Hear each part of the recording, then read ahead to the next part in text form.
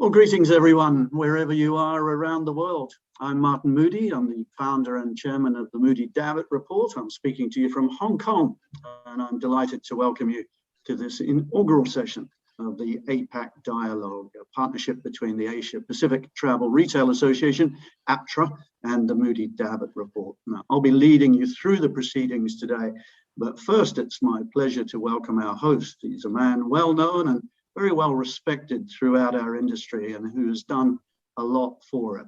He is, of course, the Group CEO of King Power Group Hong Kong, and he's the president of APTRA. Mr. Sunil Tilley. Thank you, Martin. Dear industry colleagues, welcome to the first in our series of webinars that we have jointly created with the Moodie Davitt Report.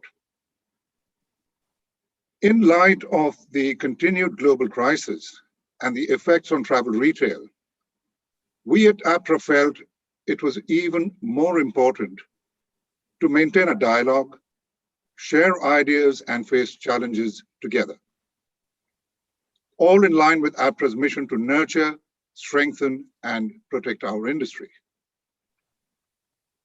There will be pivotal points during our industry recovery, which will challenge us to change the way we work, the way we trade,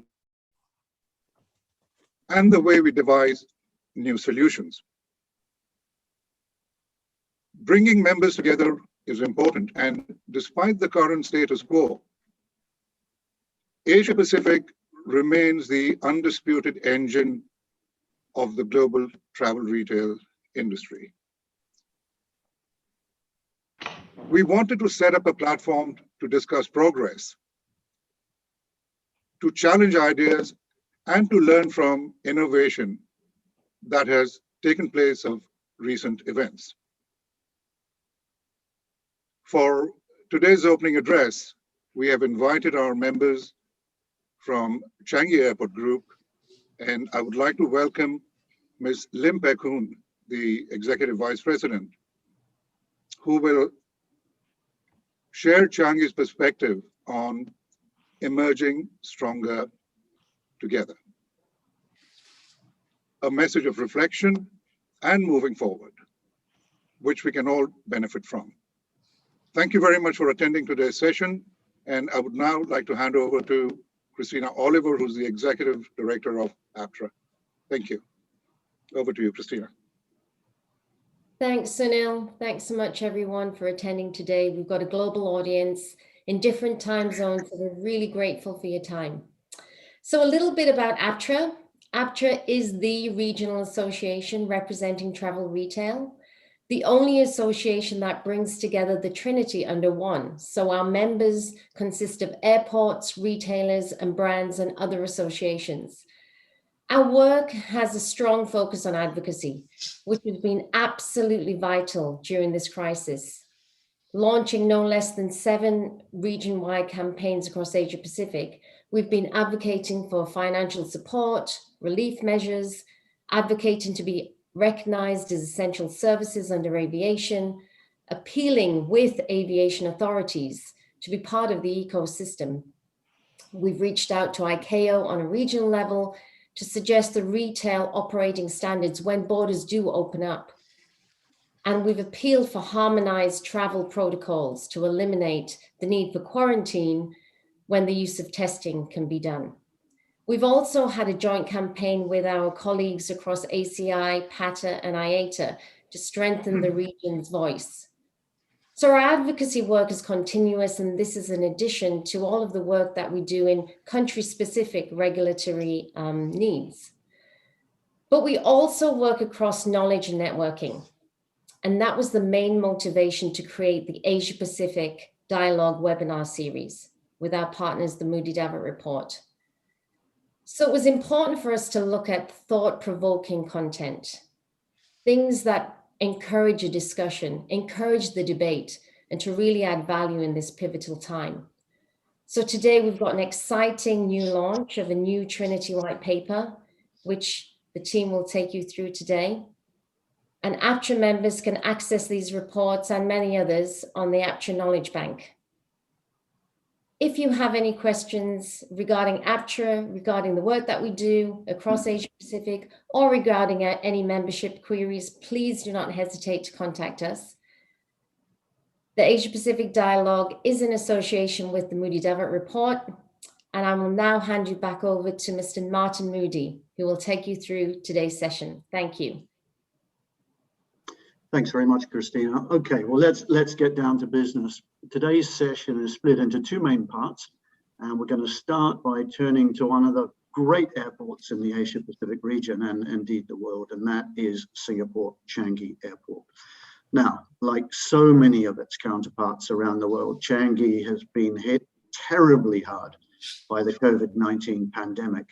Changi Airport passenger traffic dropped by almost 83% year on year in 2020 to just 11.8 million. And at one point, during what were known as the circuit breaker months of April and May, traffic was off by 99.5%. They're almost impossible numbers to hear, but they were true, very true. And clearly, that kind of traffic collapse had drastic and alarming repercussions for Changi Airport Group's retail and other commercial revenue services. So how did Changi Airport Group respond? Well, to answer that question and to provide what I think is a very useful context for the discussion that will follow on the Trinity white paper, we're delighted to present a short film from certainly one of the most respected figures in our industry, and that's the Executive Vice President Commercial at Changi Airport Group, Ms. Lim Pek Hoon. Play the film, please, Matt.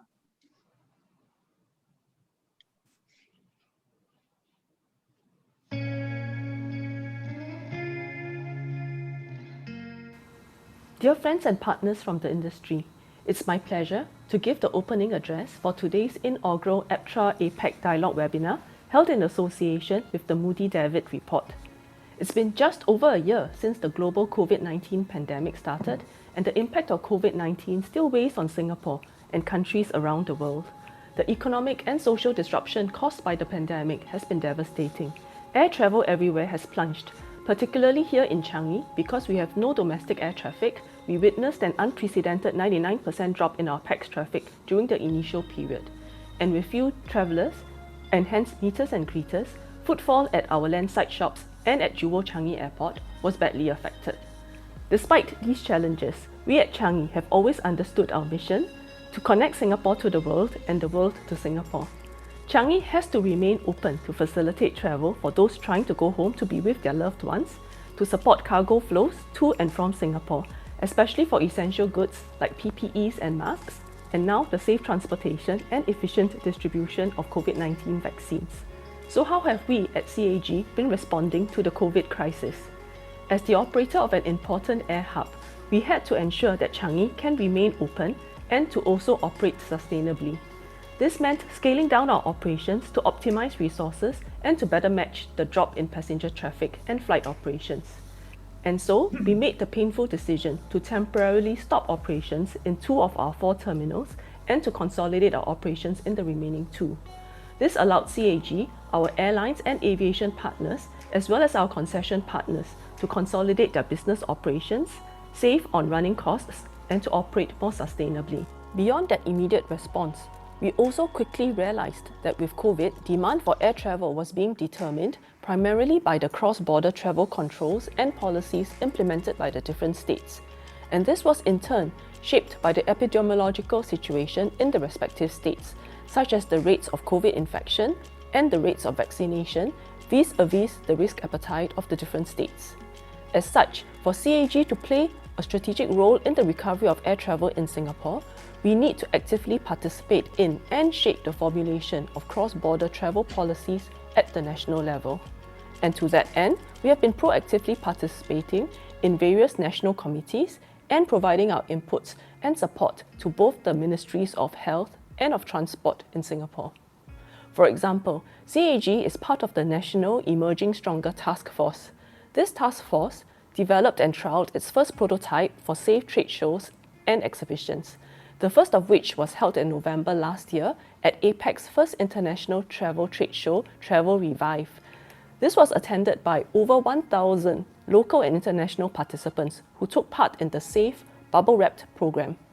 Changi was also part of a consortium which developed a specially built hotel cum business centre called Connect at Changi, which recently opened in February this year. This facility was specially designed to allow business travellers from around the world to stay and safely conduct face-to-face meetings in Singapore without the need to serve quarantine on arrival. These efforts will help Singapore to resume international business meetings and speed up the recovery of our MICE and hospitality sectors. Another important consideration we had was to ensure that Changi is COVID safe and the health of our travellers, airport workers and visitors is safeguarded. Apart from implementing a stepped-up cleaning and disinfection program within the terminals and also at Jewel, our airport facilities have also been upgraded to offer more contactless processing. From checking in to immigration to the trialling of UVC light for disinfection, all aiming to give our staff and travellers alike greater peace of mind. We also set up on-site facilities to support swabbing for up to 10,000 passengers a day, and this is supplemented by a dedicated COVID-19 testing lab at the airport itself. The Singapore government has also prioritised vaccination for the airport community to facilitate not just the reopening of borders, but more importantly to safeguard the airport community. Following the suspension of operations in T4, Changi converted the terminal into a COVID-19 vaccination centre to support Singapore's vaccination efforts. To date, over 22,000 members of the airport community, including over 80% of our frontline staff from our shops and restaurants, have received their first dose of the vaccine. We expect the numbers to increase as more come forward. With adequate testing capacity and an increasing percentage of our local population receiving their vaccinations, we will be in a better place to positively influence our health and border control policies and work towards the reopening of the Changi hub. It's been obvious to us from the onset that Changi's survival and success alone is not sufficient. As just one party in the aviation ecosystem, the survival and success of the Changi Air Hub depends on the survival and success of all our partners, and we are resolved to support and work with them to ride out the storm together.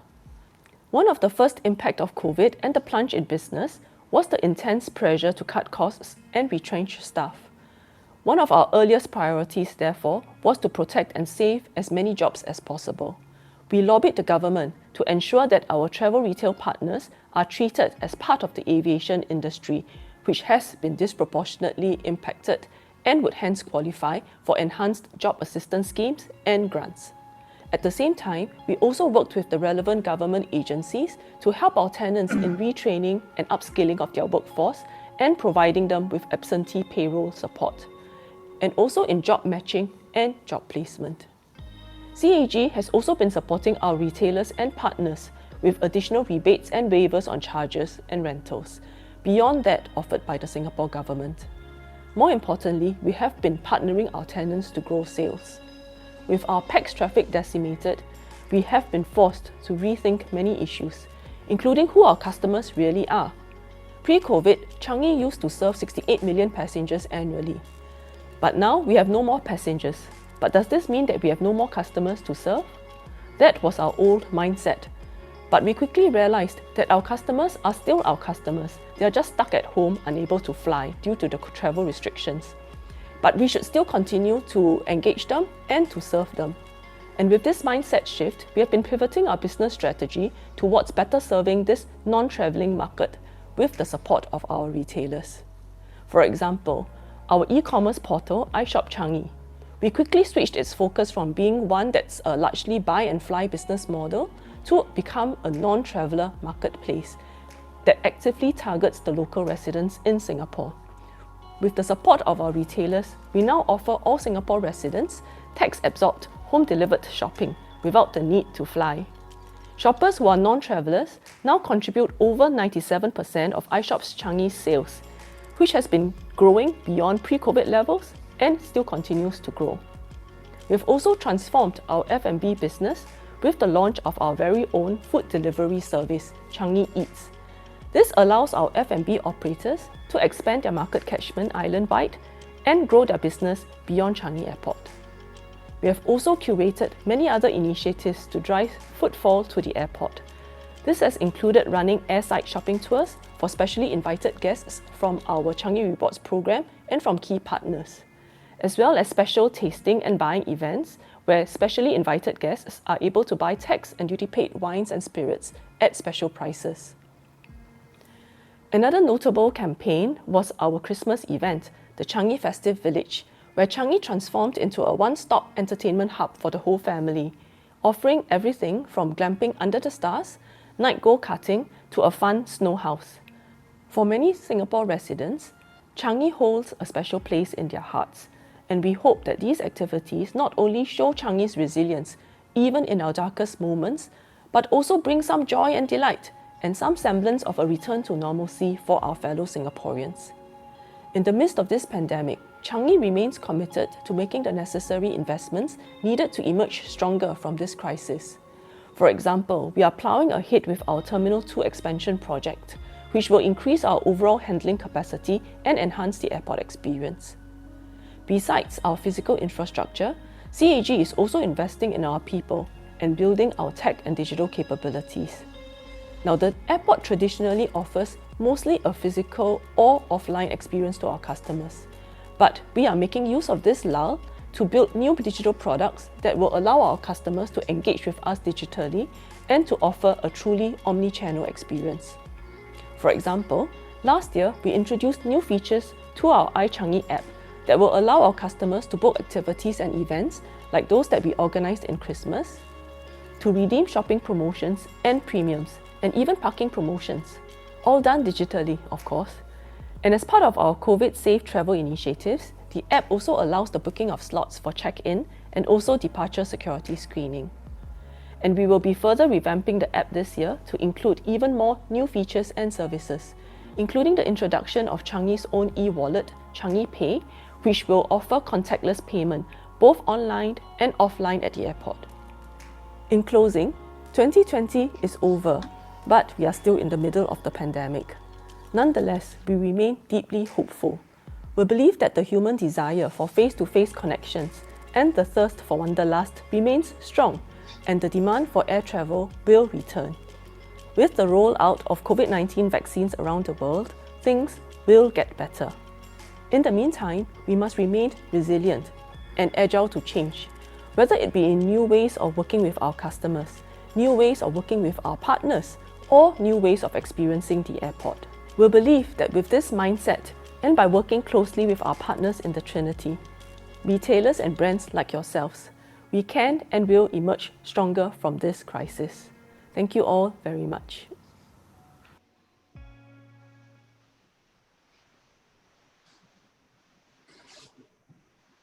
Well, there you have it, an almost definitive case study, isn't it, of an airport that plays a role of critical national importance, staring catastrophe in the face, actually using a word like survival to underline the challenge it has faced. Think about that for a moment.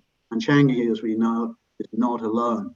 But I think it is a fine example of an airport group that pivoted, to use one of those buzzwords of 2020, come up with different ways of doing things while continuing to play the core operational role that the country needs it to, and which can never be allowed to fail.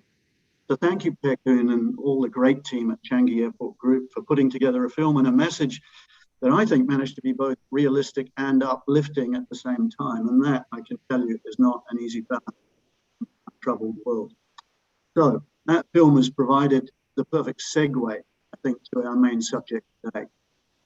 Let me introduce that. Last year, as COVID really started to bite all around the world, and I guess around about a year today, it started to be felt far and near from where it began. Mauro Anastasi, a partner at Bain & Company, Italy, and Jack McGowan, director at Castlefole Consulting in Ireland, also well known to many of you, of course, as an eminent CEO of Air International earlier in his career. The two gentlemen collaborated on an important paper. They dubbed it COVID-19, a new world for airports. Well, it certainly has been a new world. And that paper and those discussions they had led them, together with us, at the Moodie Davitt Report, to hold a series of private discussions with industry stakeholders for something called the Trinity Initiative, and some public discussions via a series of webinars that we ran last year. And the purpose of those was to evaluate and to wayfind, if you like, the future consumer, commercial, and contractual nature of the airport retail sector. And those discussions have culminated in a white paper, which will be published after today's event. Now, like all such documents, in fact, like just about anything during COVID, any findings are constantly having to be tweaked in light of a constantly changing, sometimes bewildering set of circumstances. So Mauro and Jack today are going to lead us through their latest research, projections, and conclusions. And then we're going to be joined by an esteemed panel for their thoughts on Mauro's and Jack's work and their observations on the state of the nation, if you like, from their company's perspective. We'll also be taking questions from you via the live chat button. You'll see it down there. You're probably all well used to it in this Zoom world that we live in. Feel free to make observations, ask questions. We'll try and get through as many of them as possible. We've got some questions already sent in earlier and some I noticed starting to appear now. I'm going to introduce our panelists very briefly as time is of the essence, but it's a fantastic panel and a really broad cross-section of interest. We're joined by Doug Bagley, the Managing Director, Asia Pacific for William Grant & Sons, and Doug, of course, heads up the independent distillers travel retail interests as well. Dan Capel, known to so many of you as a walking, talking Trinity man. He's worked for supplier, airport, and retailer. He's currently the Chief Commercial Officer of Ontario International Airport Authority in the States. Lucy Thomas from my country, down in New Zealand. She's the head of retail at Auckland Airport. And I have to say, no doubt, a very happy Lucy Thomas after the Kiwis retained the America's Cup today against the Italian challengers. So I'm sorry, apart from Mauro, who I will introduce in a moment, who is Italian, to any of our other Italian listeners on this call, for the joy that is showing on Lucy and my respective faces. They're joined by Dag Rasmussen, of course, well known to you all, CEO of Lagardère Travel Retail, one of the industry giants, interests right across the board from duty-free to specialist retail to convenience to food and beverage. And once again, Sunil Tilley, who I've introduced earlier, the actual president and group CEO of King Power Group here in Hong Kong. So they're our panelists. I will be facilitating the discussion alongside my business partner, Dermot Davitt, president of the Moodie Davitt Report. He's coming to us all the way from Galway in Ireland. And of course, it's another important day in the world. It's St. Patrick's Day. So happy St. Patrick's Day to you, Dermot, and Jack McGowan in particular, and any of our Irish friends, and I know there are a lot listening to this around the world. So with the pleasantries over and no further ado, it's my pleasure to welcome Mauro Anastasi and Jack McGowan.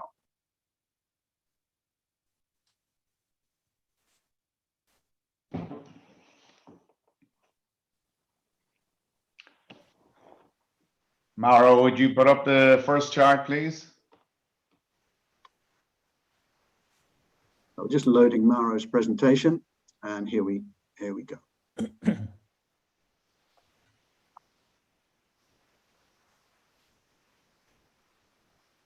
So lest we forget what we used to do in our industry we used to work in, this is it's not showing correctly on my chart at the moment, but lest we forget what we came from, where we came from. This chart we put up last year, it hasn't changed, and it just shows that this was the most attractive, fast-growing retail channel, the channel that was probably the most exciting and fast-growing channel in the world. And its very strength has shown in how it has responded to this crisis. If you contrast it with, for example, UK retail, where we've had a number of very high casualties, you can see how strong the industry was. And that 8% CAGR is very, very hard to replicate in any other industry and channel.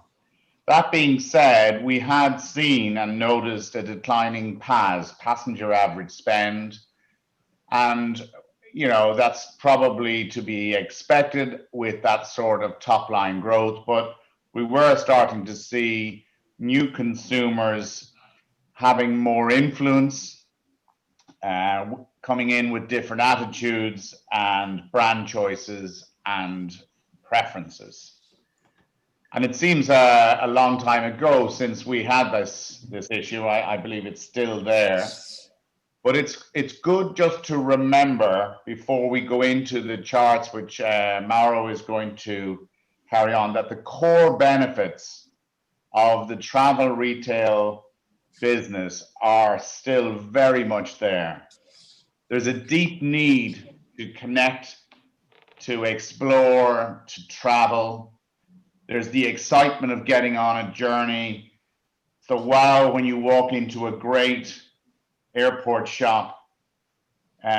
Those excitements, those feelings, they're not gone away, and it is only a matter of time before we get back to doing what no other channel and no other retail can do, which is to deliver an emotional shopping experience, which is based on value, service, and exclusivity. So I think it's worth pondering there where we were, and now I'll hand over to Mauro to take us through much of the analysis that we've done. Thank you, Jack. So maybe go through a few of the slides that we already used and discussed in similar meetings last year, and then we go into some additional parts of the work that Jack and myself has done. Again, this comes from last year, and I would like to start. I mean, normally you start with these webinars starting from traffic evolution and traffic forecast. Let's start from the other part, that is passenger behaviors and passenger profiles. I mean, some relatively obvious numbers, but I guess what is not fully considered in the industry until now is really what this will mean in terms of change on what our passengers will buy and how they will buy. The new generations will be they were before COVID less than 30% of the volume. We project they will be far more than 50% for two reasons. One is obviously demographic change, but the other big one is a significant shift in the average age of the people that will move and will travel, especially intercontinental and long haul in general. We know these people want luxury, want travel retail, but they want different things. They want experience products and not standard, typical personal products, for example. Another obvious thing, we believe more than 30% of the sales in travel retail, in airports specifically, will be directly influenced by online, meaning there will be an explicit benchmark with an online website, being it Alibaba, Amazon, or any other, before the decision to buy in the airport. This is today, before COVID, that was, in our estimations, less than 10%. Obviously, everybody's connected, everybody has a mobile phone, but not everybody, absolutely not everybody, was benchmarking directly the specific SKU they were going to buy, or something similar in case of travel exclusives. With the fundamental forced trial of of e-commerce that the world has gone through, this percentage is going to increase when real travel will restart very quickly, gaining a few years versus the past projections that were obviously more linear.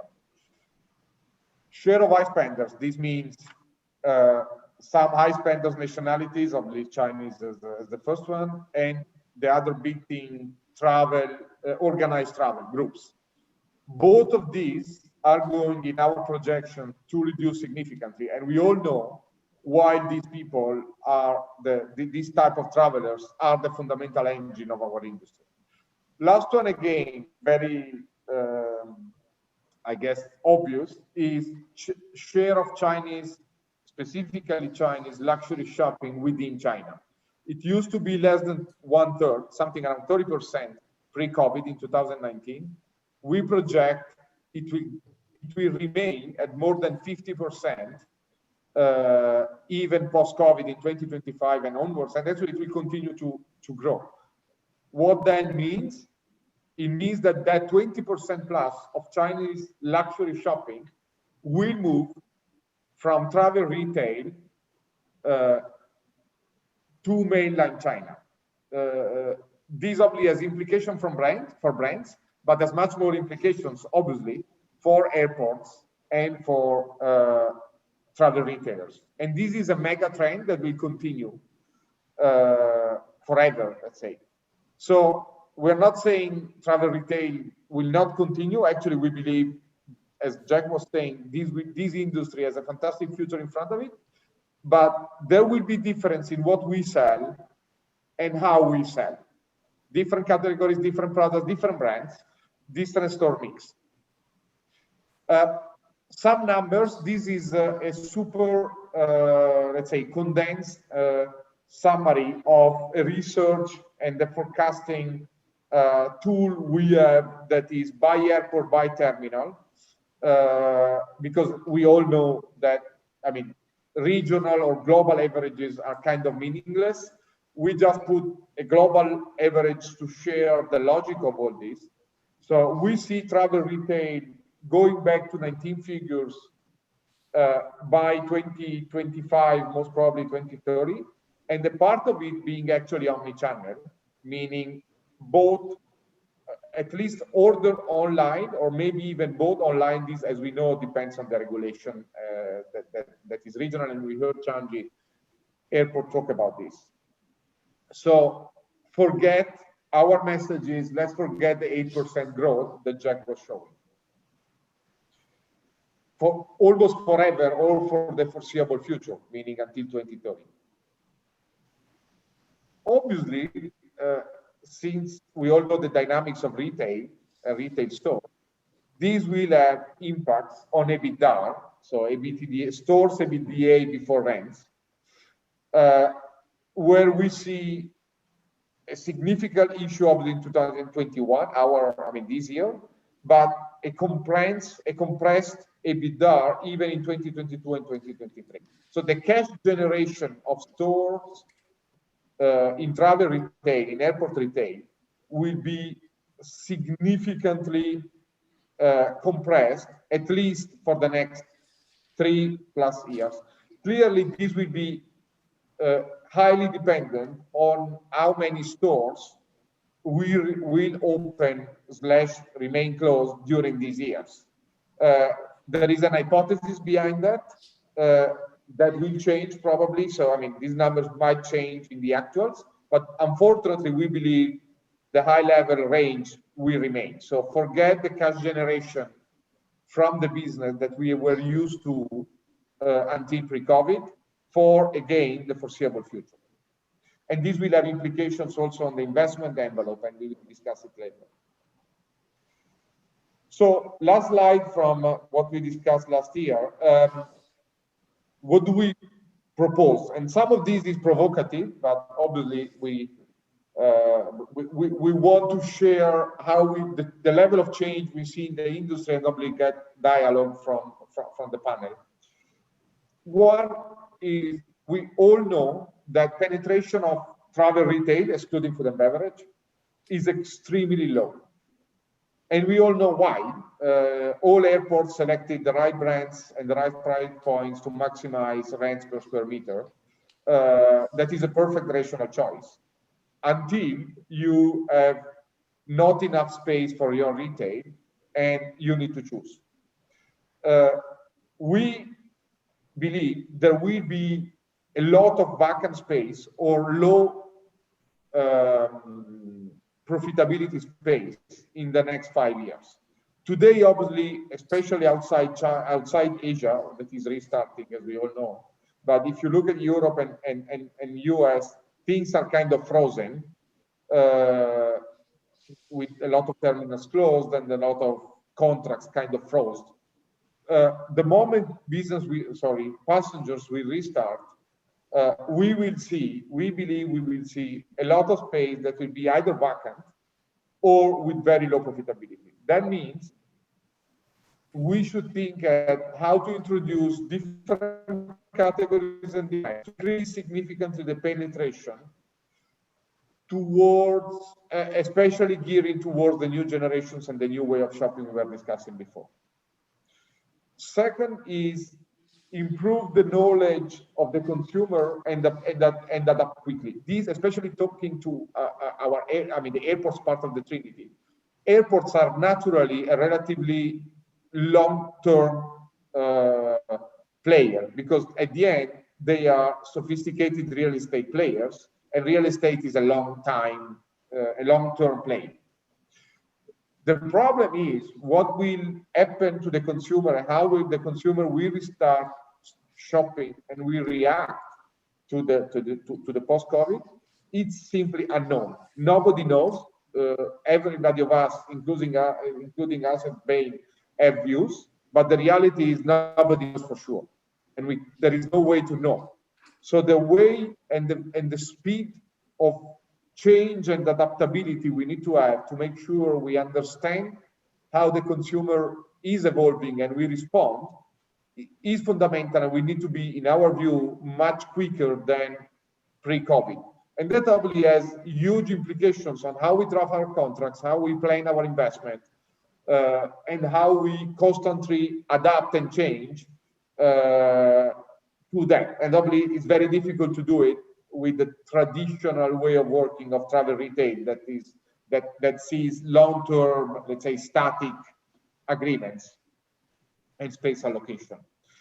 The other thing is what we call data-driven commercial strategy, meaning using all the huge data that is in travel, not only for travel retailers, but only for from the whole Trinity, plus online travel agencies, airlines, etc. How can we use all this data to have sophisticated dynamic pricing that, for example, is a fundamental element to respond to the e-commerce price benchmark? How can we optimize assortment through that? How can we optimize promotion planning, a fundamental element of our business, through artificial intelligence? How we can optimize retail buying, so the relationship between brands and retailers through data. This is something that, I mean, if I would say something like that to downtown retailers anywhere in the world, the answer would be, thanks, Mauro, we all know this, we all do this. So yeah, you are right, but that's old news.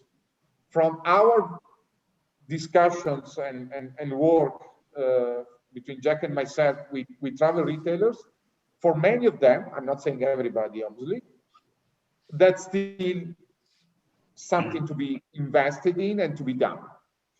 CRM, again, many players in the industry have invested and have done fantastic work on CRM. We believe there is still a lot of work to do in really leveraging CRM, at least for the part of the passengers that obviously have a relatively high frequency. Again, compared to what happens to retail downtown, there is a huge gap that we need to fill. Omnichannel, we heard iChangi talk probably half of their of the theme about omnichannel. Somebody from the industry with which I talked 2 weeks ago, talking about omnichannel and also brands mix, he said, Mauro, maybe post-COVID, this industry will start to do what customer wants. Now, I think this is right, a bit extreme. I believe this industry has done what customers or passengers wanted, but I share, let's say, the message, even if, again, maybe the way it was declared was a bit extreme. omnichannel is there in the world. It will be there in travel retail. I've heard in the last 10 years, pre-COVID, many players say, yeah, okay, omnichannel, we all know that, but we are different, we are travel retail. Yes, we are different, but we strongly believe that thing will arrive. And we obviously know a lot of players are investing significantly. And last thing, obviously, I mentioned it through some of these other points, all this means rethink contract structure. And we are not saying renegotiate, reduce the rents, increase the rents, reduce the mark, increase the mark. That's only down to the negotiation, among the Trinity players. Here we are saying, really rethink how the contract can best serve the other points we discussed. And as we said again last time, this is really the last slide from the previous point, from the previous webinar. This requires a lot of different CapEx. This is a slide, this is an actual example from a downtown retailer that has done in the last 5 years a significant shift to omnichannel and is now considered one of the global leaders in omnichannel. Look at what they did. They basically reduced by more than half the CapEx in stores to renew stores, to make new stores, etc. And they have actually increased significantly the omni-channel related CapEx. That is, the IT's digital and supply chain. These are true numbers from, again, a downtown, a relevant large downtown retailer. That's something we believe it will happen in travel retail. Obviously, we need to manage the black part, because we all know what it means and why we need significant CapEx investment in travel retail, in physical stores, to activate sale. We all know that, but we will need to make space for the red part. What do we believe is changed from when we had the last webinar pre-Christmas to now? Well, the first thing is that we have monthly, as Bain, we have monthly reviews of our bottom-up forecast model, PAX forecast model that is by O&D globally. This is again a summary that says basically we believe we have lost 1 year. So versus the previous projections, we see 1 year of additional time to get back to 2019 data in our base case. Then obviously, as you can see, there are better cases, obviously, that we all hope they will realize, and worst case. Maybe the most important, let me keep that, I'll get to this a bit later. To me, the other thing is very fundamental is the world from an air travel perspective is looking much more unequal. Asia is clearly extremely advanced in intra-regional travel, meaning everything within Asia, being it domestic or international. We believe next year, Asia will be already above 2019. If you look at India, if you look at China, if you look at many other countries, domestic travel is already very significantly close to 2019, and it's continuing to increase. That's a fantastic news, obviously. Next come North America intra-regional, where the situation is obviously dire, but we see significant progress, and we believe end of 2024, beginning of 2025, they might be right back to where they used to be, 2019, and restart the growth, obviously. The big problem comes with Europe. Let's start from Europe intra-regional. And we have a very, if you want, negative projection here, where we don't see Europe getting intra-regional, getting back online to 2019 before 2026. Why? Because we see a relatively fast recovery until 2024, 2023, 2024. And then there will be a gap that will remain kind of forever because of structural change, especially in terms of business travel. So the recovery will be relatively quick. We will get to probably 80% of what we will get of versus 2019, and then we will just restart growth from a lower level, knowing that normally pace of growth in Europe will always be lower versus the other macro regions because of macroeconomic elements. The real issue for travel retail is that this will impact dramatically long haul, where Europe is clearly a fundamental element. So yes, packs are relevant, but as we all know from our industry, quality of packs is much more relevant. And we see the high quality packs, that is obviously the long haul, coming back only in 2025, 2026. Last element is LCC share. Again, this as always will depend by macro region, but we see a dramatic increase of LCC share across the regions, especially Europe and US, but a lot also for Asia, that will have significant impacts, especially for airports, and we'll get into that. But before getting into that, maybe a word from Jeff on the vaccine element that probably will be a fundamental part of this projection. So it is, I suppose, to go back to the famous phrase, "We trust you, Mr. Gorbachev, but we will verify as well." That trust but verify comment was made several times by Ronald Reagan, and I think every American thought he was putting it to them that they're going to check whether or not they're de-escalating their nuclear arsenal. What very few people know is that he was quoting Vladimir Lenin when doing so. And today, the countries that are accepting visitors from other countries are adopting the same and need to adopt the same approach. We trust you, but we want to verify. And this COVID digital passport project, which has been championed by the EU, and in fact they already have a draft law out, is absolutely fundamental to the recovery. And indeed, if it doesn't happen for whatever reason, then it would mean that our relatively long recovery would be even longer.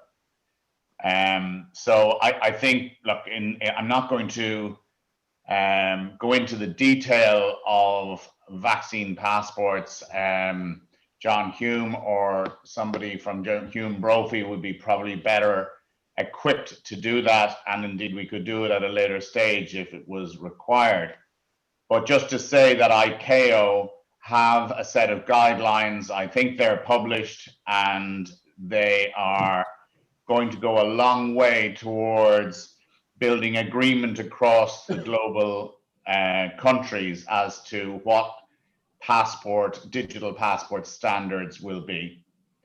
And in the EU, the draft law has already been published, and the structure of the EU is obviously helping speed up that agreement and implementation. The issue, I suppose, is not yet clear whether the passport will be implemented before or after vaccine rollout, and that is still not agreed by a number of countries. So I'll pass back to you, Mauro. Yeah, and I guess the final point here is the vaccine passport might be relevant. Frankly, at least I don't have a clear view on that yet. For sure, it will be a midterm element. So we don't see vaccine passport really impact international travel, for sure in 2021 and for sure in 2022. So great, something to, keep in the radar, but probably not for the next, for the foreseeable future, for the next couple of years. Let's get back to airports. So what you see here is pre-COVID. These are average ACI data on again, average airport P&L structure. As we all know, in average, and the differences are fundamental by type, by tier, by macro region, etc. What will happen post-COVID? Well, the first thing we believe is the reduction of international travel and the higher share of low cost will have an impact on aviation revenues. Those revenues will go down. Again, for those two levers, and we all know that these two levers will reduce, obviously, aviation unit revenues and total revenues. But we would like to have this, and we believe we can have the same EBITDA, because you still need to do to finance capex, you still need to repay long-term debt as a real estate, etc. Where this leaves airports? Well, it leaves them to increase non-aviation and real estate, so everything that is not pure aviation revenues, and it leaves them to reduce operating costs. And this is very different. I mean, can be seen as small numbers, but it's a huge difference in terms of how an airport should think about. And these are real numbers from various work we have done with real airports that have understood that need to go from the pre-COVID to the post-COVID picture. And again, let me pause here for a second. Many airports are kind of saying and seeing this as a negative element. Now, many airports to which I talk to, when you tell them you will have less long haul and more low cost, they kind of see you and say, you are telling me I'm a bad person. I'm not saying that you are a bad person. I'm just saying that you have a different business model and make the same money. So it's not bad. It's just different. But the result of that is that nowhere in the last, I don't know, dozens of years, and non-aviation revenues being so fundamental for airports. Because again, in the total, if aviation goes down, we need to compensate. And the only way to compensate is the rest. That is mostly non-aviation plus real estate. So what an airport should do, and I go fast on everything except probably the non-aviation part that is more relevant to what we're discussing here. On aviation revenues, we believe there will be the need for a really differentiation strategy versus, let's say, competing airports. This is something that has never been considered.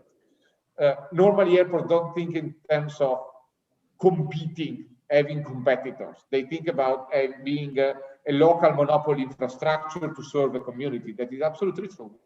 But especially in some areas, we are starting, and especially for part of the intercontinental, of the long haul business, and for part of the low-cost business, competition will be a fundamental element.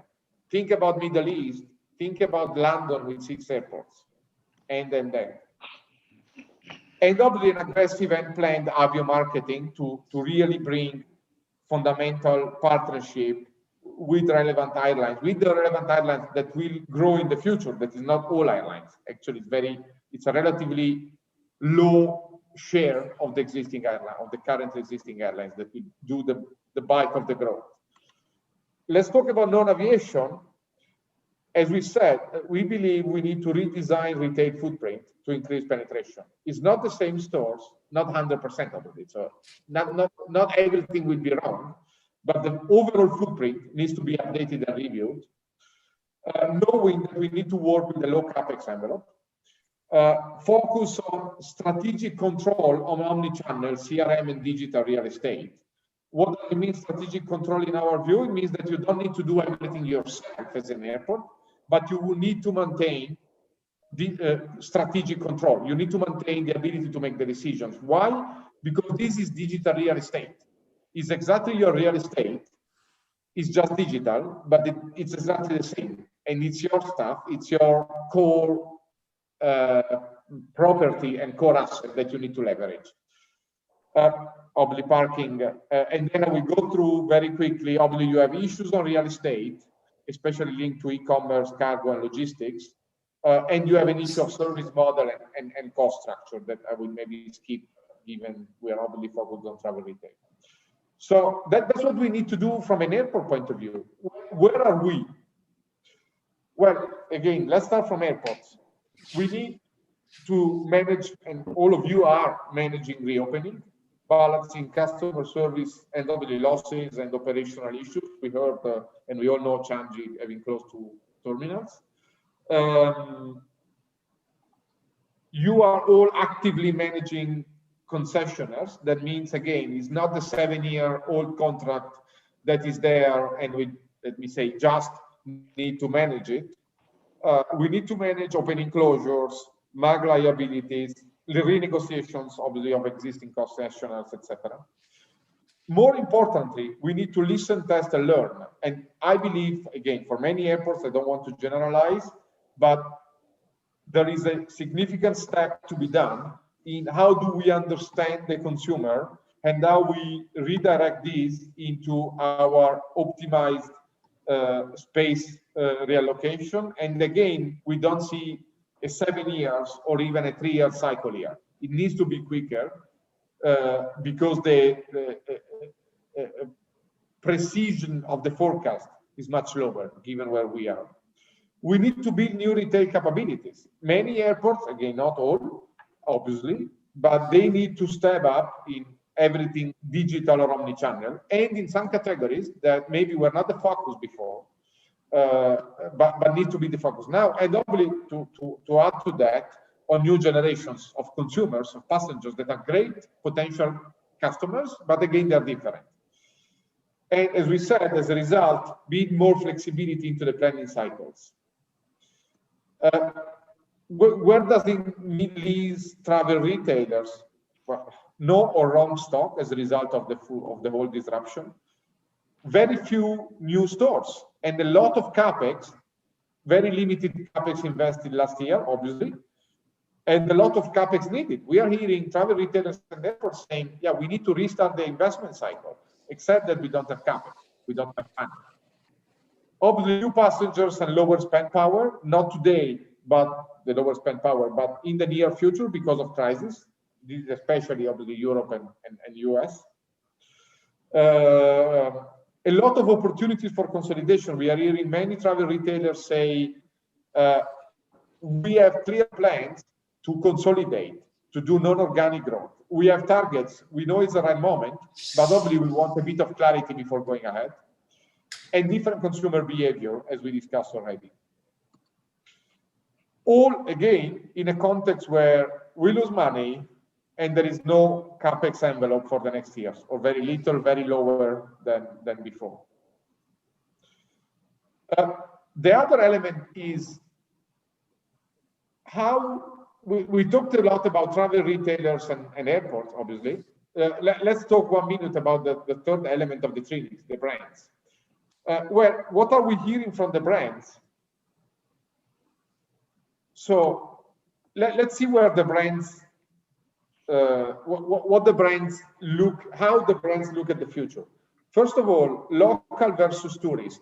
This is our projections, Bain global projections, but they're shared with most of the, or many brands across the world. And I'm happy to share the full report after this discussion. The local portion, this is global, the local portion of luxury goods market will grow from 50% to 70%. And that's post-COVID, independently of COVID. Obviously, COVID has been 80%, obviously. But even post-COVID, this share will be extremely more relevant, driven by China, but also by many other countries. Obviously, tourist is not only travel retail, it's travel retail plus downtown in touristic destinations. Second element, where do I see the growth in my market as a brand? Well, very simple answer, online. Online, online, online. Travel retail, we project, will at best go back to the share it used to have before COVID, 7% of the total luxury market. So if you are a brand, your priorities for the next decade are not travel retail. They are hyper-localization, and meaning maximizing the share of wallet you get from your local consumers and just go in a pre-lockdown, just go in Milan, Paris, or London, and you see the huge shift in brands stores from targeting Chinese or Russians or other nationalities to targeting locals. And obviously online omnichannel, that is a fundamental complex challenge for all brands. Those are the, let me say, obvious priorities. And I don't think I'm saying anything new, but these are the obvious priorities for the brands. Travel retail will be on the radar, but will be less the fundamental growth driver that used to be in the previous decade. So last slide before leaving it back to Martin and the rest of the participants. We tried to put with Jack some hard targets for the industry. How did we create them? Basically, to try to get back, to model back the industry total revenues in 2023. So what should we do to get the 2019 revenues as an industry, as a travel retail industry, already in 2023, that we don't believe it's possible in the, let's say, with status quo. And again, this was, I mean, the elements are the same we just discussed. We said, let's think about getting the average penetration from the 10%, a bit more than 10% today, to more than 30% average. And again, these numbers will have to be obviously declined by airport. Can we think at 40% plus of sales tracked by CRM? Somebody is already there. Some airports are already there, but not the global average. Can we say 90% plus of commercial decisions are backed up by big data analytics, meaning assortment, promo, buying, brands negotiation, store fittings, and then. Why I said 90%? Well, Amazon is 99%. Maybe we can be at 90%. CRM, we already said something similar. Can we imagine, instead of the 10% we are projecting for 2030, can we imagine that we have 25% plus sales through omnichannel? That doesn't mean e-commerce, obviously, but means omnichannel, meaning a combination of e-commerce and of a digital interaction and the physical interaction. As we said, rethink contract structure and repurpose travel retail CapEx. We saw an example of somebody that has now 70+% of CapEx to digital and supply chain. Can we say 50% of that is dedicated to digital real estate? That means we need to make fantastic physical stores without the CapEx. Last word is, we believe that to do this, we need to work with an enlarged ecosystem. In simple words, partnerships. Nobody or almost nobody can do that on its own because the capabilities are so new and so complex that there is no scale and no possibility to build them quickly internally, but there is the potential of partnerships. And I mean, let me mention here something that everybody knows. We have all seen the partnership between Dufry and Alibaba on omnichannel and on China, obviously. We have all seen the reaction from the markets to that. That was incredible, incredibly positive. To me, that's a sign. So the market is saying, the stock market and the investors are saying, it's great to partner because we all need to understand that we cannot do all this alone, independent of how good we are. I'll stop here and give it back to you, the word, Martin. Thank you very much, Mauro. I'm getting quite a few questions, and I made the same observation about your the lower share held by luxury of travel retail going forward, and then you kind of went from there to saying, so if you're a brand owner, this could be the conclusion. Not all brand owners, of course, are in the luxury space, Mauro. That's a point that's being made to me. And I just get a very quick definition from you, if I may, of how do you define luxury? So the way we define luxury in all the numbers we have seen in this report is by price point. So it's not a category definition, it's a price point definition. So you have luxury across any category. It's just that it's the premium price point up. Yeah. All right, very good. Well, look, we've got comments coming in on the chat, which is those 3 dots down to the right above the word more, and you can add those in there. You can direct them at panelists or everybody. Question and answer. You see the Q&A. You can throw your comments in there. We've already got a whole lot. Now, just in terms of the timekeeping, the schedule allows us to go for another 54 minutes. We were planning to wrap it up around the half hour, but I'm going to kind of arbitrarily make the decision, if I may, to take us through to the 3/4 hour.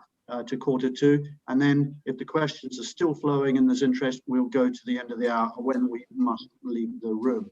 So thanks, Mauro. Thanks, Jack. Very stimulating and at times provocative. I'm going to go straight to our panel and actually just ask the top line reaction, a key takeout from that. It can be a point of disagreement or simply something that you felt was particularly salient. Dan Capel, could I start with you? As I say, you've worn the 3 hats in your career, Dan, so you're a rare character in that you have seen the pressures of all the stakeholder groups. What do you make of all that? First of all, thank you, Mauro, Jack. Some absolutely fantastic ideas coming up in that.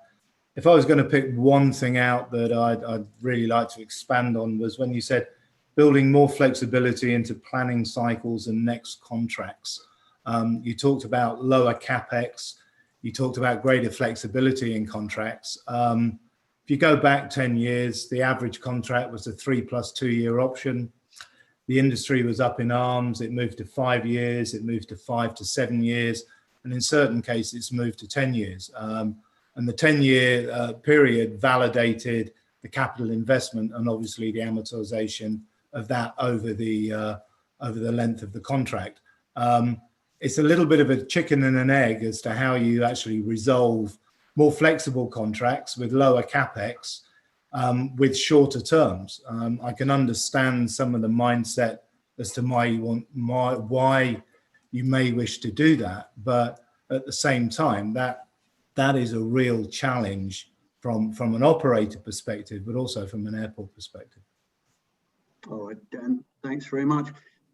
I'll come over to Doug. Doug, from a brand perspective, key takeout there?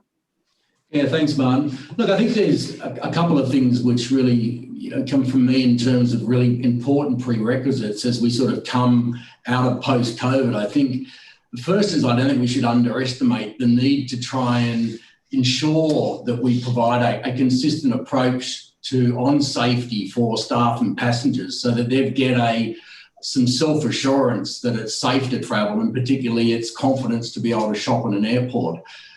Without any question of a doubt, the purely getting through customs is going to be more complicated, more time consuming. So the ability or the desire to shop, I think, is going to be significantly impacted.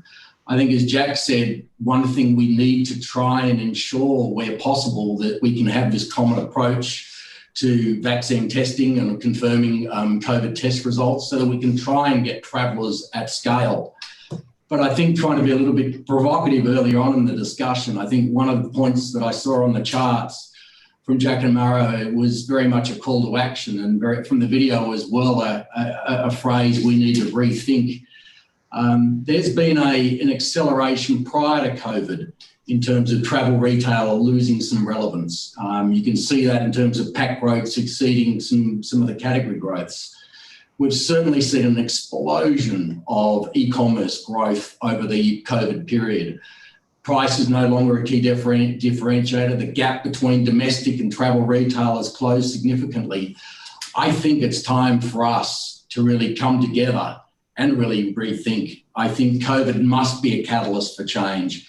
Action is desperately needed so we don't just blindly walk into a transformed future. And I'm sure we'll come back to it later on, but I do think the way in which we address omni-channel and offer a more seamless shopping experience for the consumer lies at the heart of what we need to do. Yeah, well said, Doug. And the point being made in the chat there by Peter Jacobson, actually saying that Mauro and Jack's hard targets are actually no different in context of what the industry has been saying for the last 20 years, but the burning platform is more global and obvious to something that we all feared or hoped would never come. So it's propelling change, accelerating it. Lucy, you no doubt agree with the move to omni-channel because you're doing it very, very successfully. But I'll ask you about that in a moment, perhaps. Key takeout from that session? I think the biggest one is the relevance of travel retail. So building on what Doug was talking about, in the New Zealand market is a really good hotbed of seeing this happen to us. The categories have shifted on the high street. Liquor, tobacco, fragrance used to be called duty-free or tax-free, duty-free. They are now individual categories that the high street is evolving really quickly. And so e-commerce or even high street operators are far more competitive than we've ever had to face before. So the key challenge is defining what does travel retail mean, and in a post-COVID time, that on steroids, in terms of going, what do we own that retail and the high street doesn't own? And you talked about it before in the introduction, Jack. Travel is exciting, even if you're traveling for business. Granted, not all the time. There is something intrinsically exciting about travel and travel retail. So we can own that space, but we've got to do some serious work as a Trinity to think about what we're bringing to each of those experiences. And I think there's some work to be done in what a brand thinks that is, what an airport thinks it is, and what the retailer thinks it is. Never mind what the customer thinks it is. All right, well said, Lucy. All right, Eugene Barry at Dubai International Airport has an acronym for the dynamic you just mentioned. It's WACD, what Amazon cannot do. And that's the challenge, I guess, for the airports to embrace that acronym. Dag, over to you. And as I said, you bring this multi-pronged platform of food and beverage, convenience, news and books, and duty-free. So I suppose it's hard to ask you for a general view because those subsectors may well vary in their prospects. But how did you read all that, wearing your overall group hat? So, well, I definitely agree with the conclusions, which what we need is real partnership, data sharing, having airport being frontline on CRM and so on. I do see travel retail as the ultimate brick and mortar proposition. I mean, we have the best customers in the world. We don't have to take them Saturday afternoon to come to us. They are there. And I mean, we have to improve, we have to reinvent ourselves, but penetration is not that bad. If you add food, travel essentials, duty-free, fashion, it's not that bad. So let's take our strong parts and make them even stronger, rather than say we don't do that well because there's not that many people buying perfume. But you can travel without buying perfume. What you need is to have a full proposition. And what I really agree with is flexibility. I mean, if we have a 10-year contract, we're speaking about a customer in 2030. What we do know is that we don't know who it will be. So we need to be able to change our concepts, maybe even transform duty-free to food or food to travel essentials, because we have more low-cost travelers or less low-cost. Maybe the next generation will be Chinese, maybe not, maybe Indians, maybe European, nobody knows. So we have to adapt. And I think that answering to what Dan said, we could very well imagine long-term contracts, but flexible in terms of what we propose, use close, but even type of store. And that probably would go with at least a part of profit sharing rather than revenue share, because then everybody is ready to invest because the payback is there. So yeah, lots of ideas, and I'm very optimistic for the industry. Doug, is the airport sector receptive to your message of flexibility? Yes, I mean, we do.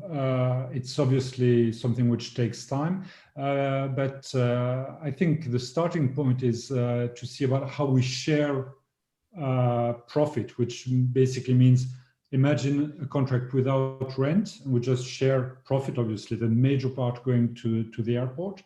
And that brings flexibility because then the agendas are fully aligned. And we have small airports, but also big airport groups, which we're discussing with, who really find that interesting and who see the benefit of it. One key benefit would be that if that had existed, there just wouldn't be any discussions on terms during COVID, because it's a very, very resilient model. Yeah, all right. Senator, I know you want to make a couple of observations. Well, I mean, okay, first of all, I'm not speaking on behalf of APTRA. These are my personal views and opinions. As Mauro very correctly said in his presentation, that a lot of the discussions that we are having just now on what the future will look like we're looking at a lot of unknowns. We don't know what's going to happen. We don't know when it's going to happen. I was happy to see that Mauro thinks that, and Jack, that intra-regional travel in Asia will start in 2022, which I think is very optimistic. I'll be very happy if it does. Obviously, domestic flights within India and within China, etc., are there, but that doesn't really concern us as duty-free retailers. At the moment, as an operator, and I know it's brands and other companies as well who are talking about survival more than anything else. So we have to figure out how to manage for this year and the next year or whatever time it takes. The thing that I don't agree with what you had said in the presentation is that things like China domestic market will be, or travel retail, luxury shopping will move from travel retail to domestic. Look, I'm a firm believer in travel retail and duty free. And I know it's going to come back. Whenever it comes back, it will come back. People will want to travel, people will travel, and people will spend money at airports. Shift from travel retail to duty free, also there's one important point that was not mentioned. There is a price advantage at an airport. Okay, so when you're buying duty free as opposed to buying domestic, there is a huge price advantage, especially for luxury goods. So I think we're going to do okay once there is a full recovery. Omnichannel, a lot of people keep talking about omnichannel and how it is or could be a competition to our business, the bricks and mortar business at an airport. So during COVID, obviously omnichannel has picked up and there's been a lot of business going on. It's so easy for people to just sit on their phone and order something and it's delivered within 24 hours or whatever. But I don't think that's going to continue to remain a competition. Once business starts, people will buy. Of course, there are price advantages, again, buying through the omnichannel sources. But, we've always had competition. There's been the discounters, there's been the parallel traders. That's always been there in the industry. But we've always managed to do well and come back. And I think that's what's going to happen in the next year or two, whenever the recovery takes place. All right, Sunil. I think, to be fair to Mauro, he was talking really about the wider omni-channel, so not just e-commerce. So, and he was saying the future must be omni-channel, not bricks and mortar, be digital, omni-channel. Yeah. Bit of both. I was referring to the e-commerce, but yeah.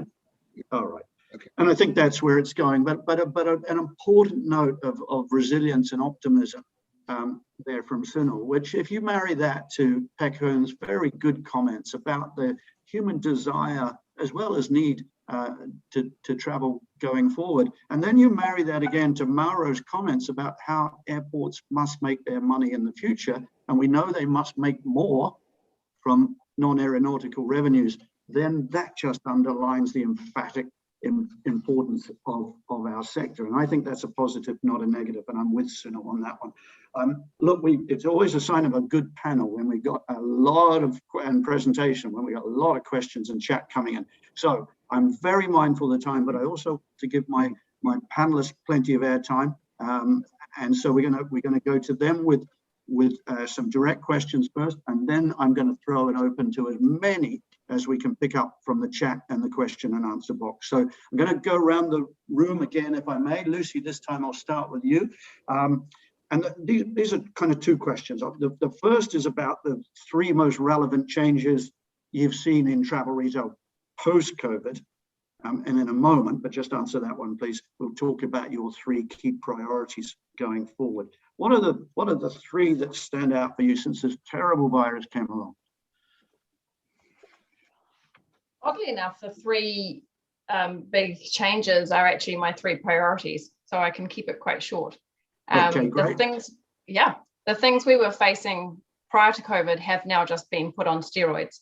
So the customer wanting information and the ability to shop they want to shop using e-commerce or omni-channels, that was prevalent before, and now it is even more of a priority for us. So Auckland Airport's made a very strong play in that space, and it's well documented.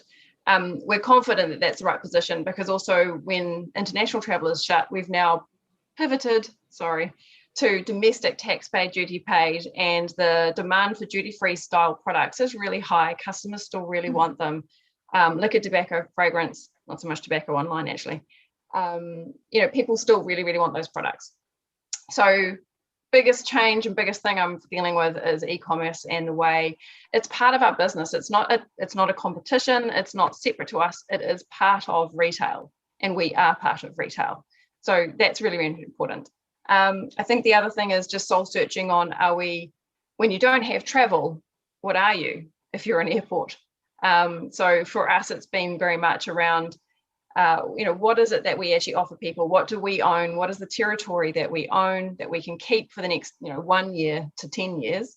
And I like Maro talking about 2025, but I don't know how many other people are like me, where I'm actually worried about 2021, 22, 23, and 24. I'm actually really worried about what I do now, let alone what I do in 5 years' time, because I've got a survival diversification priority. And then I think the other thing for us is getting really clear on who our customers are and who matters. I agree with Maro saying there will be recovery in different, Asia-Pac is really complex. It has so many different types of airports. We've got government airports, we've got privatized airports, we're a shareholding company. So some of the priorities and options that we have available to us are very different to the somewhat inspiring Changi, storyline that we saw at the very beginning of this. There's a very different funding structure that can allow certain things to happen. And what that means is when tenants come to me, some of my priorities to be able to provide relief are dictated by my commercial realities, by the aeronautical revenues that Maro talked about. If I don't have travel, I don't have aviation.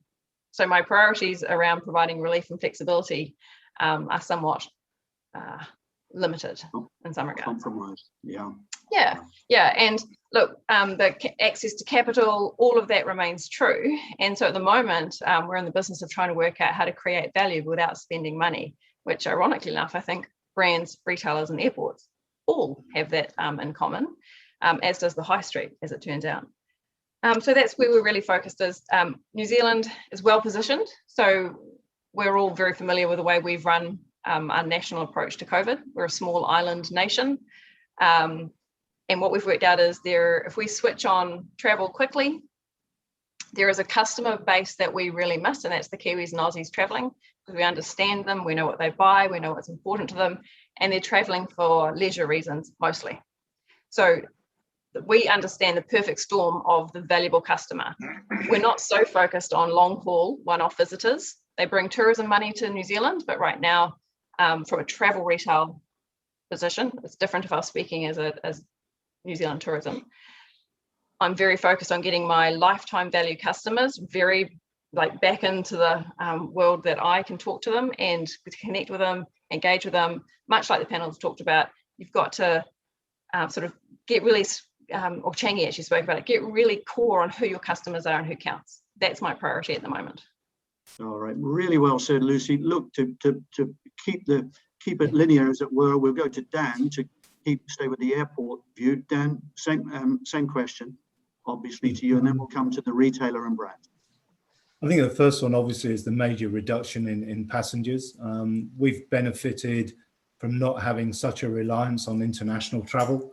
We're now at over 50% of pre-COVID levels, which is, you know, one of the highest in the US.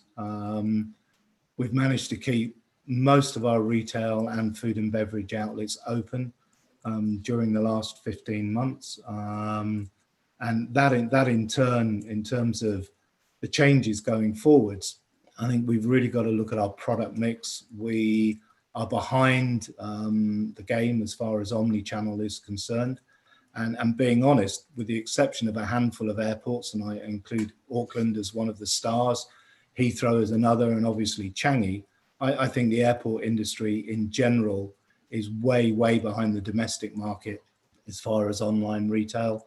And you know, the brands are significantly more advanced. And even on the operators side, you know, they've dipped their toes in it, but I wouldn't really say that there's anyone who's out there and grabbed it by the scruff of the neck and really taken that forward. And that need to have a rapid evolution of e-commerce online, you know, Generation X and Y, they live with everything online. What we're seeing though is that there's a whole generation who pre-COVID probably only bought something online once a year. And now they're doing it 4 or 5 times a week. It's easy, it's convenient, it represents great value. So that's a real challenge for us. And we're actually developing our own online retail platform and retail outlets online, which is quite an exciting project. And then the other one, which I think is really important, is the really yet unknown impact on business travel going forwards. Business travel is a key driver for airline yield. And obviously the airlines, like everyone involved in the business, have suffered catastrophic profit and loss impacts with the result of so few people traveling. And you know, that business class passenger one is very important from a travel retail perspective. They're very good customers with good spend potential, but just as important as far as the airlines are concerned. And I was slightly concerned when Mauro said that he sees the LCC share increasing, because that will just further impact airline profitability. And when you link that to the regional flow and the recovery guidelines that he was giving based on the latest forecasts, that's a concern as far as airline profitability and obviously longevity. All right, Dan, thanks so much. Dag, I'll come to you now, and then I'll come to you in a moment, Doug Bagley. Doug, your 3 most relevant changes, and maybe let's weave in the question, your 3 most relevant priorities going forward. We'll cover two for one with you, Doug. Okay, so I think the most relevant change is uncertainty. That's definitely the main change. Just impossible to predict what the passenger mix will be, what their expectations of the customers will be. And I think that's fascinating. We just have to be open-minded, to be agile, flexible, be ready for any kind of change. I think that's a very, very significant change and a fascinating one. The second is the increased focus on digital. Digital is critical. Yes, omnichannel. Omnichannel is important, although I think the e-commerce part of it is less relevant for us than for downtown. For downtown, it is just life or death issue. For us, it's incremental. That's how we see it, where we're most developed, which is in China on this omnichannel. We really see the added value and the incremental part.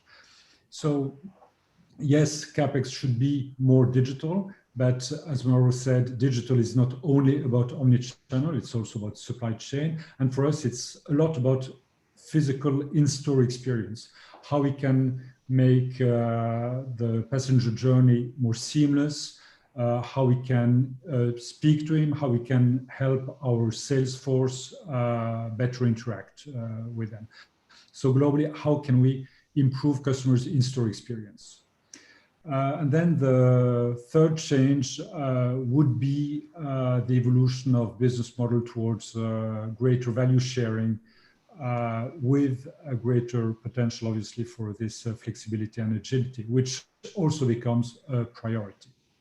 Among the priorities, be more customer-centric, and that's about working with the airport, with the brands. How can we share data? How can we be less shy in sharing data? I mean, I don't care about owning data. I want to work with airlines, with airports, with brands to know the customers better. I mean, I am a member of some loyalty cards. What I get is a 50% discount on magazine subscription every 6 months. I mean, we could do much better. Mr. Mauro, we know that you like this whiskey. We have a slightly better whiskey for you. Since it's you get it for the price of the whiskey you're used to buy, but just try this one. I mean, we can do that kind of thing. We can do it working together. And this, I'm really convinced it's the path, and it's the top priority. Greater insight on passengers' behaviors, how we can increase touch points and speak with him. And it's also to the benefit for the airline, because an airline speaking to me, just offering subscriptions, it's really waste of big data usage. Second is a switch towards a more sustainable industry. We are not the main, we are not the ones who would pollute the planet most in the value chain, but I think that each of us have to show that we care, and we can use our stores to better communicate on these issues on the planet and all the dimensions of CSR, people, ethics, planet, and social, our famous PEPs. And then third priority is to transition to this new business model. It's something which takes time, but which is so critical for everybody, because that's how we can unlock value. Doug, really, really well put. Just a point of clarification, if I may, from Lim Pek Hoon. Pek Hoon's just noted that the point that she was making, and for, in context of Lucy's remarks, is Changi is actually, while it's 100% owned by the Ministry of Finance, they are very much a self-funded airport. So they're very lucky, not lucky, they're well managed, that they've built up a strong balance sheet over the last few years since, you'll remember, it was corporatized. But like everyone else, Pek Hoon says, we are staring at our P&L every day and worrying how we can survive till recovery comes. So that's an important point. Doug, over to you for the brand perspective on this. Again, I'll try and wrap this into one question. Sorry about that, but with an eye on the clock. The three most relevant changes you've seen, and your three most relevant priorities for industry, company, and category. Yeah, thanks, Martin. Yeah, look, I'll try and combine a few because a number of points have already been said. I think one of the important things that I heard Lucy mention initially was around excitement and really bringing excitement back to shoppers. And when we talk to Gen X, Gen Y around travel and the opportunity to travel again, immediately you're immersed in that excitement to get out and experience in the world. So I think, one of the things that we need to again come together is how can we really focus on bringing that excitement back into the shopping experience. Mauro mentioned whether that's utilising some of the vacant space where that exists within airports. I'm not sure what the right idea is, but I do think if we look at adjacent categories or adjacent retails, whether it's luxury department stores, whether it's what's happened in e-com with 11.11 or 12.12, how can we really bring some, probably the wrong explanation, but like a shopping bonanza or a festival back into airports when people come back and welcome back, I think is really important. We've had a number of conversations for the last 8 months, and what again takes the primary stage on how we bring excitement back is price. And I don't think price is the way to excite consumers. I think we have to come back to finding a better way of really building that penetration level. Dave mentioned that penetration levels aren't too bad. Well, at low double-digit levels, I think there's a huge room for improvement. We can look at by whether it's by sharing data, and which could really be the impetus to try and enable that seamless shopping experience for that whole traveller journey. And when you look at penetration levels, you know, we're only largely focused on who comes into store and who purchases. But if you can actually look at that full path to purchase from when they begin their research to shop on a holiday online, when they book the business trip or whether it be their vacation, through their online system, and actually engage with them on that whole shopping journey, then I think we can radically shift penetration. And I think the channel, as Sunil mentioned, just plays so well to luxury brands and brands in general. We can use that medium to tell, you know, really authentic brand stories. We can talk about pre and post store with targeted messaging along the way. And that's what really excites me. Now, that doesn't at all ignore the fact that we have enormous uncertainty, but I'm confident we will pass that uncertainty, but we've got to get back again to something that is differentiated and brings us up and surpasses where we've got some other areas that are really competing with us in this sector at the moment.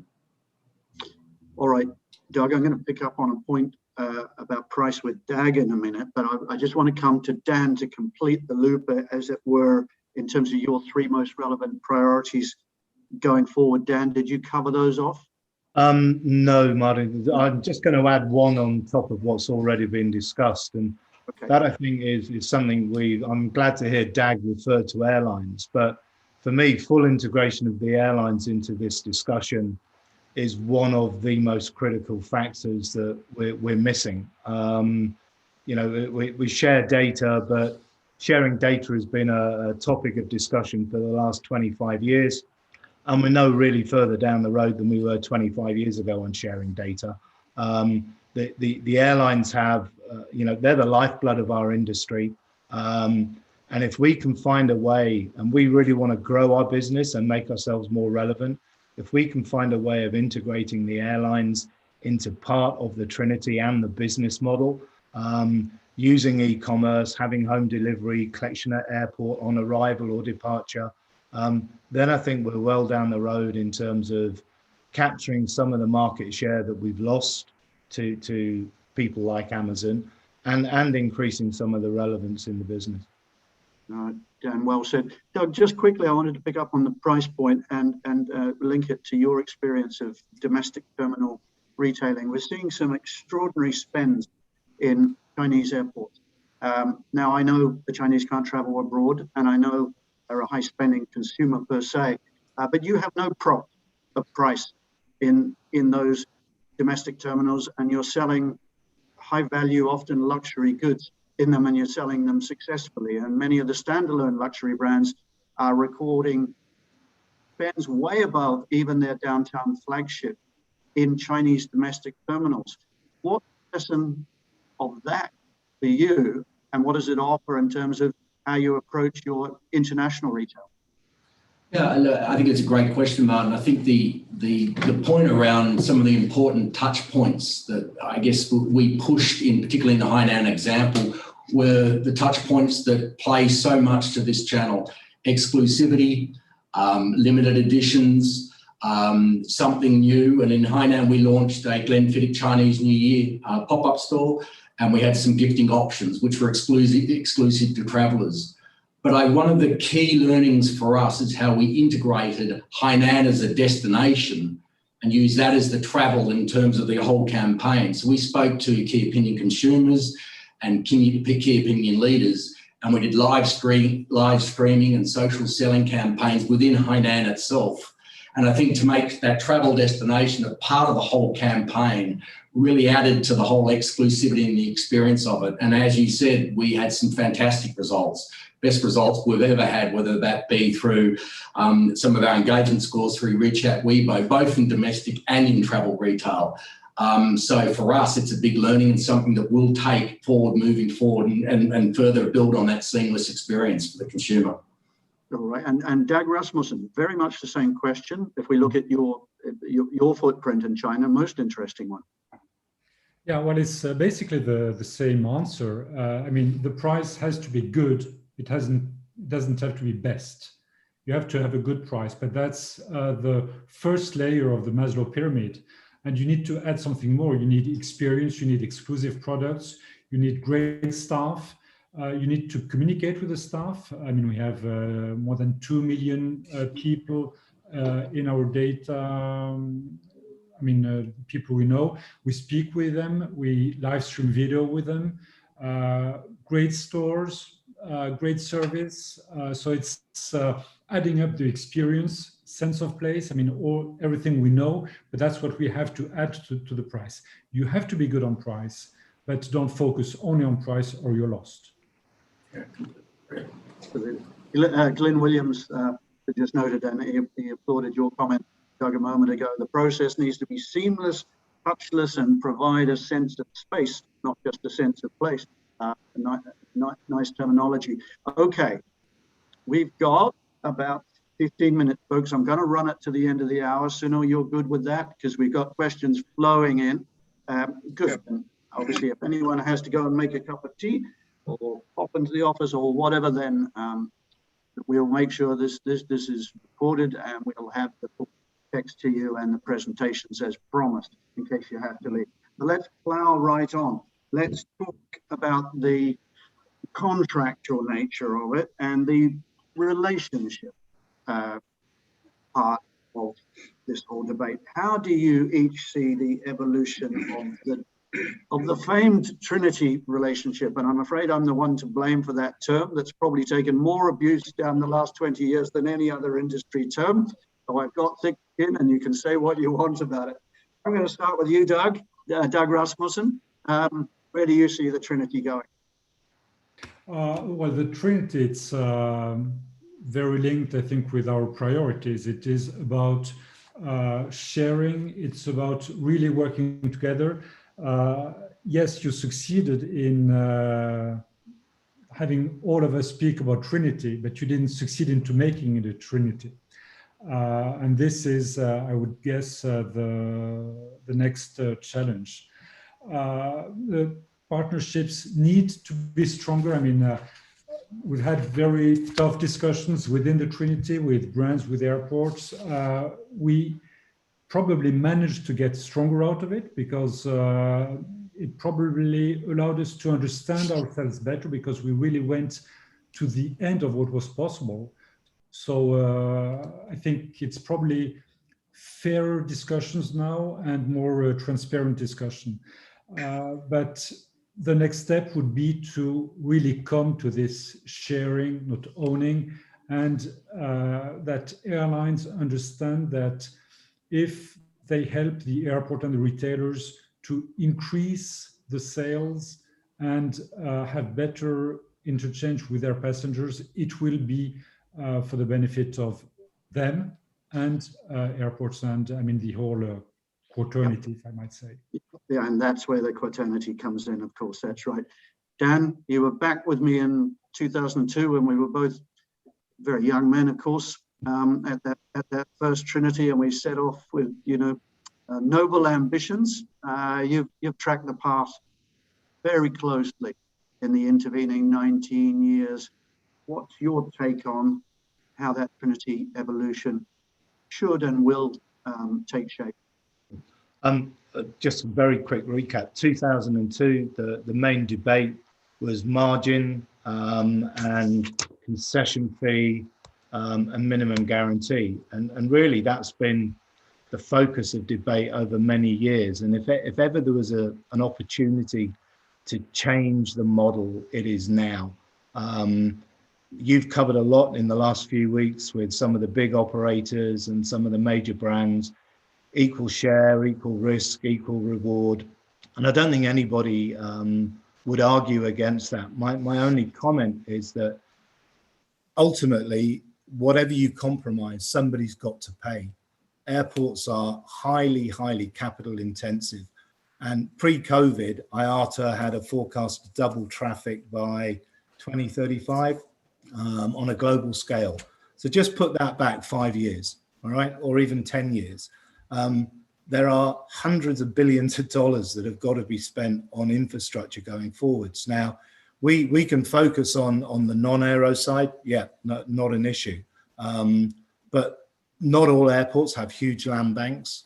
And if you're going to be significantly reducing your share of revenue on your non-aero, you can then put it over onto the aero side, and you can do a passenger service charge, passenger facilitation charge, or whatever. But that in turn puts airline tickets up.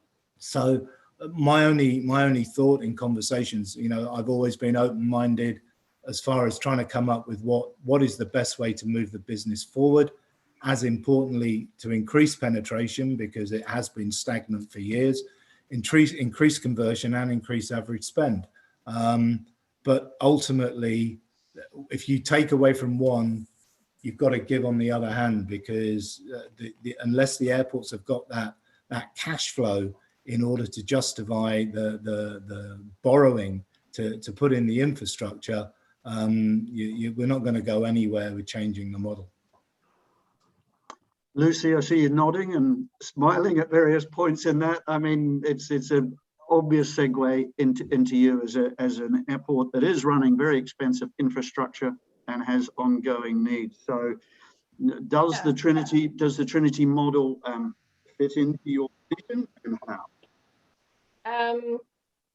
I think there's a few things going on. So contractually, does there need to be some innovation on how we handle flexibility and risk? Yes.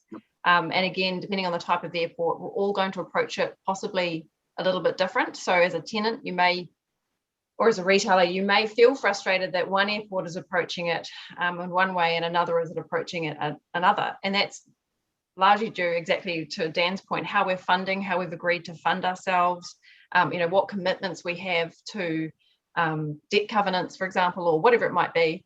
You know, we're going to have to, not all airports will be the same. So flexibility means different things to different people. What I think I've worked out is, from a Trinity point of view, if I put aside the fact that my personal opinion is, and I've been in the industry for quite some time, in fact, when you coined the phrase Trinity, I was still around. I think we just have to work together. And the reality is we have to acknowledge some of us have very different business drivers. What works for the brand may not work for the retailer, may not work for the airport. We have got to recognize that there are some differences, and it's going to be the space and the differences and us acknowledging that there might be some opportunity. Now, if you put that to the side and go, actually, never mind the Trinity, airlines don't need us. They can find a way to retail without us. There are some airlines that are partnering with non-airport operations, non-airport retailers, and they can do home delivery. So it's a bit like Uber did for transport and taxis. You know, I don't think transport operators saw that coming. You don't need a fleet of employees ready to wait to be told to come and get you. They've reinvented that model. So I think there's a Trinity, then there's the Quaternity, then there's multi-ternity, there's Alibaba, there's all the ways people can sell things. And the task for us is maybe to stop kidding ourselves on some of these things, and have a really good hard look at what are we delivering. I can see in some of the comments, you know, margins. If we do too much of a good job online, we're just going to hammer home the point that price is really important. And I think I'm leading up to one key point, which is I was speaking to a retailer who is a global, highly respected, very good operator. And they have a lot of square meterage in a lot of airports and other places. And it was really interesting to hear that their approach to selling currently is to stock the same products that they know will sell. So most of the core of their stock will always be orientated on the things they know they can sell. But the consumer, when they go into a downtown shop, has square meterage and a full range and a full experience. But when they travel, they don't get to see the things that they just saw in the high street because there's smaller square meterage, there's smaller stock, because the retailers are committed to selling what sells. And so there's a real double bind for us now as airport retailer brand in terms of what do we bring. And if customers are expecting range, excitement and variety, and they get to the airport and they see the same stuff they saw 2 years ago, because that's what sells to the majority of the people, we've got a bit of a challenge on our hands. And I'm not sure, I haven't quite cracked how we're going to work it, but I don't know if maybe we need to stop thinking about how we're all going to work together and maybe just go, what are we bringing to the party, and where do we need to change? Some of I that mean, will be contracts. It's a critical point, Lucy, and it's unfair to call that dumbing down of range, but obviously because of what's happened, the economic pressures on those retailers, they are going to narrow down their range, and therefore. And I have a hand in that as an airport. I am part of that situation where the tenant's going, well, I've told you how much I'm going to pay you, so I better sell the stuff I know I can get in the door. Yeah. So where does that sit with what Amazon can't do? It's a conundrum, as Lucy said, and that brings us, I suppose, superbly to you, Doug Bagley, because there you are with some of the, most beautiful drinks brands in the world. You've spoken very highly of the environment in the airport. How does this Trinity model, though, undermine your ability to bring those brands to life going in the future and invest in them heavily in that airport environment? Yeah, look, I don't pull us as a brand out of Trinity. We're very much a part of Trinity and involved in it. So, I'm part of the problem and hopefully part of the solution. But I do think, what Dan was saying, whether we've lost 5 years, whether we've lost 10 years, and with the uncertainty, it could be one or the other. One thing I hope COVID can bring is not an evolution of the Trinity relationship, but a bit of a revolution. As Lucy said, whether it's Uber, whether it's Alibaba, whether it's Amazon, whatever it may be, have reinvented themselves every 6 months, every 1 month, entering into new categories at pace. We need to reinvent ourselves. We need to start a different way of operating. All it takes, I feel, is one Trinity model, wherever it may be in one particular location, to have a successful change. And I think it'll drive a wave of change through the industry. And I think I come back to Dag's point. If we're able to focus on that consumer experience, that will ultimately drive footfall. It'll ultimately deliver more value for partners and consumers and whoever it may be, and try and find a way of linking concession rates and fees to a pay performance model that focuses on that. Maybe it moves us in the right way. As long as I've been around, I've heard a lot around why we can't data share.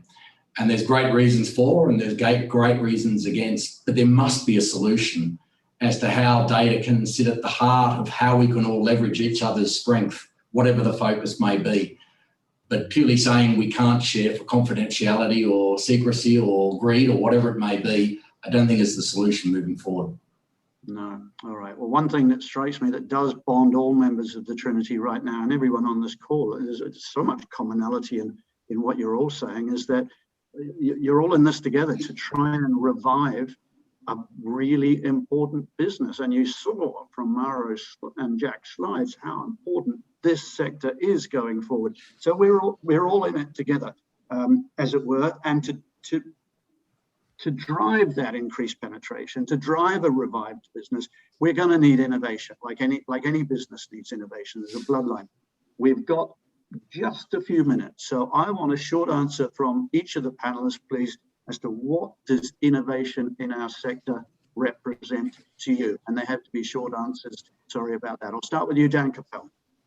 I think the rapid integration of technology from A to Z across the customer experience, including all airport processing, biometric scans, etc. All right, I'm going to go down my grid to you, Doug Bagley. I think innovation lies at the heart of our opportunity moving forward. I think the real touch points for the consumer, as I mentioned before, exclusivity, limited edition, remains at the heart of what we do. If you overlay that with, as we've discussed before, that omni experience, so you've got that online and offline world for the always-on consumer, I think that's the key innovation we need in the step change. All right, Lucy Thomas. Thank you, Doug. Apart from most people want me to say innovating our contracts, which hopefully means thinking slightly more innovatively than asking for just MAG to be removed, because that's not innovation, that's just a request. I think the main focus is looking at what works for the customer, and the boom in omni and digital and social media is going It's not what we're selling, it's how we're selling, and it's who we're talking to and what relationships we have with the customer. So that's the main focus for me. Well said, Lucy. All right, Doug, and then I'm going to come to Sunil. You briefly for the final word, please. And we've got to be brief. Doug Rasmussen, please. Okay, so for me, innovation here is more how we understand the evolution of the customer.